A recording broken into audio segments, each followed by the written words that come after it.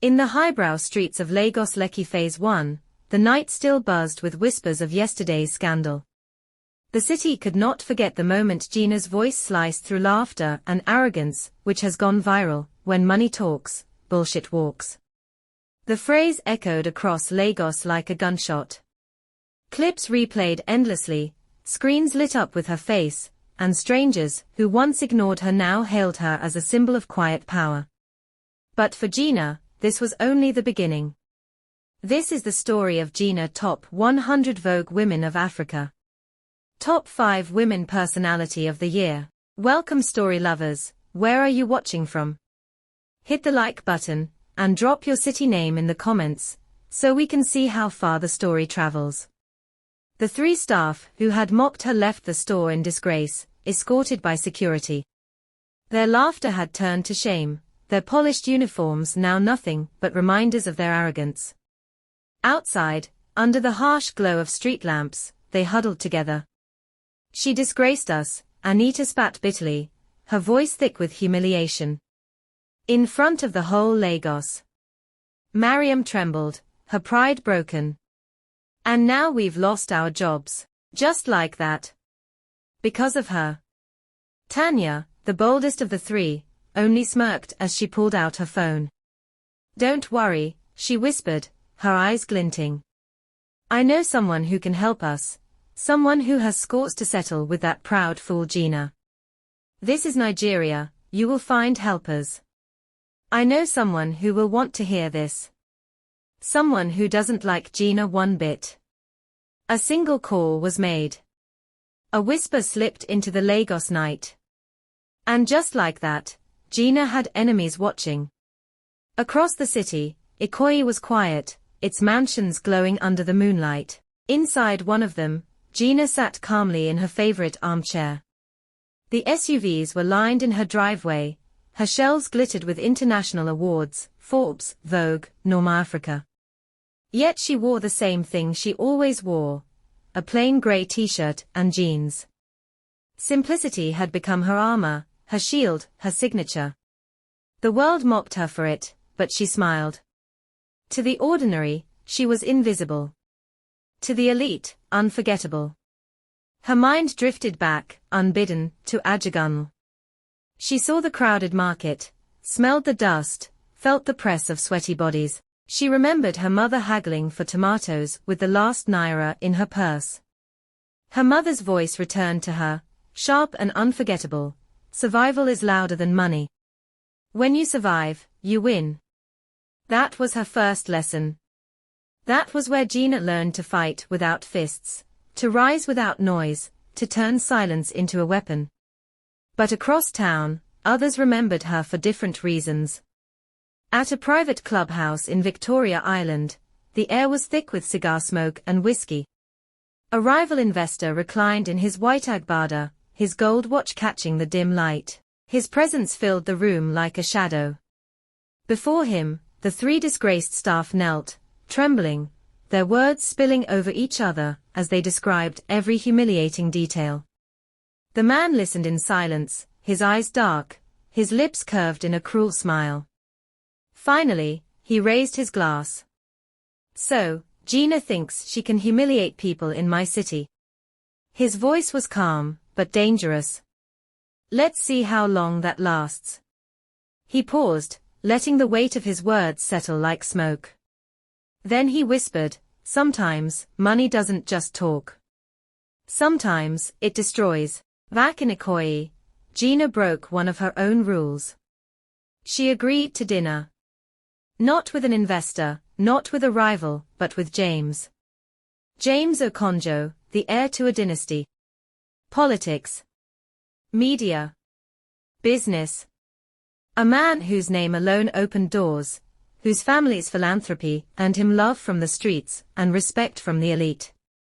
Yet to Gina, he was simply James, the only man who ever saw past the jeans and t-shirt, the only man who understood the scars behind her smile. At a quiet restaurant in Victoria Island, James leaned across the table. His voice was low, steady, and threaded with warning. "These enemies won't stop, Gina. They'll come at you from every side. Don't fight fire with fire. Let me handle this. My family's reach can bury them before they rise. Gina's eyes didn't flinch. She stirred her wine slowly, then looked at him with that quiet steel he both admired and feared. No, James. I didn't build this empire to hide behind anyone's shadow. Not even yours. For a long moment, silence stretched between them. Love and ambition clashed, silent but heavy, across the table. The next morning, Gina sat in her office, glass windows overlooking the skyline of Victoria Island. Files lay scattered across her desk. Investors' reports, contracts, projections, all ignored. Her mind echoed with James' words, "Don't fight fire with fire." Should she ask for his help? Could she? With a single call, James could rally politicians, businessmen, even the street boys who adored him. But Gina had never blurred the lines. She built her empire brick by brick, alone, with no borrowed power. And this time, she chose silence. That evening, her gate man handed her a plain black envelope. No name. No address. Just sealed with red wax. Her fingers froze. Slowly, she tore it open. Inside, scrawled in jagged ink, were 5 chilling words, "We are coming for you." For the first time, Gina's hands trembled. For the first time, the Queen of Composure felt fear. Outside her mansion, Lagos slept. But in the shadows of a dark SUV, 2 figures sat watching. Headlights off. Patient. Silent.